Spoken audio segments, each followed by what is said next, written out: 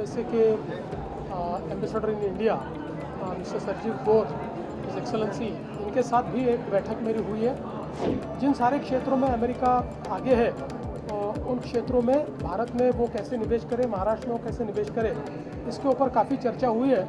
इस कन्वेंशन के मद्देनज़र जो यूएसए के ambassador in India mister Sarjeev Gaur, his excellency, इनके साथ भी एक बैठक मेरी हुई है और विशेष रूप से जो हमारा स्ट्रैटेजिक अलायंस है उसके चलते हम किस किस क्षेत्र में कोलैबोरेट कर सकते हैं इसके बारे में चर्चा हुई है। विशेष रूप से टेक्नोलॉजी हो, एजुकेशन हो, यूनिवर्सिटीज़ हो, डेटा सेंटर हो, सेमीकंडक्टर हो, जिन सारे क्षेत्रों में अमेरिका आगे है उन क्षेत्रों में भारत में वो कैसे निवेश करे, महाराष्ट्र में वो कैसे निवेश करे, इसके ऊपर काफ़ी चर्चा हुई है और मुझे लगता है कि बहुत अच्छी कारगर इस प्रकार की चर्चा हुई है और इसको हम आगे बढ़ाने की कोशिश करेंगे। पुणे में मेट्रो के उद्घाटन के लिए प्रधानमंत्री को आपने इनवाइट किया, कुछ फाइनेंशियल अलग अलग प्रोजेक्ट्स के लिए भी प्रधानमंत्री से डिमांड की है। देखिए, मैंने कल जब मैं प्रधानमंत्री जी को मिला तो पुणे की जो हमारी शिवाजी नगर टू हिंजवड़ी ये जो मेट्रो है ये अब करीब कंप्लीट हुई है और उसका एक पार्ट हम लोग ओपन कर सकते हैं, मेजर पोर्शन ओपन कर सकते हैं। उसका टेस्टिंग चल रहा है और टेस्टिंग के बाद उसको ओपनिंग करना है, इसलिए मैंने एडवांस में प्रधानमंत्री जी को उसका निमंत्रण दिया है। आई एम वेरी होपफुल कि प्रधानमंत्री जी आएंगे। So Maharashtra FDA is in news all over the country about the action taken up by the Maharashtra FDA. So sir, as the Chief Minister of Maharashtra, sir, what do you think that about their continuous action and which has created a lot of buzz across the country? मुझे लगता है कि बहुत अच्छी action हो रही है।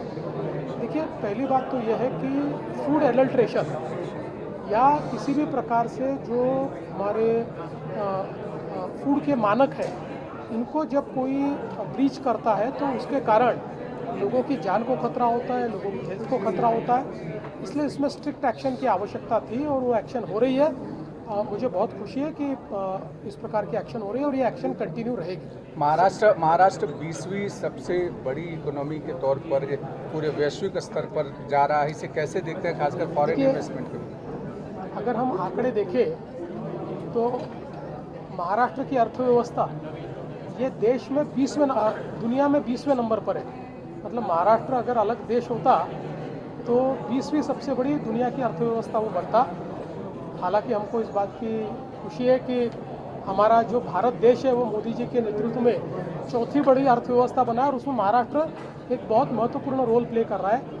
और मुझे ऐसा लगता है कि अभी हमारा जो ग्रोथ चल रहा है इस प्रकार से चलता रहा तो अगले 2 सालों में हम लोग सिंगापुर और यूएई ये दोनों की अर्थव्यवस्था को पार कर देंगे। Sir, Indo American chamber of कॉमर्समध्ये आपण आला होता, तर काय सांगाल या संदर्भात? Indo American chamber of commerce राष्ट्रीय अधिवेशन आज या ठिकाणी झालं आणि त्या अधिवेशनामध्ये अमेरिकेचे जे राजदूत आहेत भारतामध्ये सर्जिओ गोरजी हे पण त्या ठिकाणी उपस्थित होते। त्यांच्यासोबत एक बैठक देखील झाली आणि विशेषतः ज्या टेक्नॉलॉजीजमध्ये आणि ज्या बिझनेसेसमध्ये अमेरिका पुढे आहे त्यांच्यासोबत आपल्याला पार्टनरशिप कशी करता येईल, आपल्याकडे इन्व्हेस्टमेंट कसं आणता येईल, युनिव्हर्सिटीज असतील, डीप टेक असेल, सेमीकंडक्टर असतील, डेटा सेंटर्स असतील, या संदर्भात चांगली चर्चा झाली आणि मला असं वाटतं की पुढच्या काळामध्ये चांगल्या पद्धतीनं त्यांचीही अपेक्षा आहे आणि इच्छा आहे की महाराष्ट्रासोबत आणि आपल्या बिझनेससोबत कोलॅबोरेट करून इथे एक मोठी इकोसिस्टम डेव्हलप करायची त्यांची इच्छा आहे। त्यामध्ये आजची बैठक ही अत्यंत महत्त्वाची आहे। तर नरेंद्र दाभोळकर हत्याकांडातील सचिन अंदोरेला जे जन्मठेपेची शिक्षा सुनावली त्या देखील आता न्यायालयाने स्थगिती दिली। मला आत्ता याची कल्पना नाही, मी कार्यक्रमात होतो त्यामुळे मी माहिती घेऊनच बोलतो।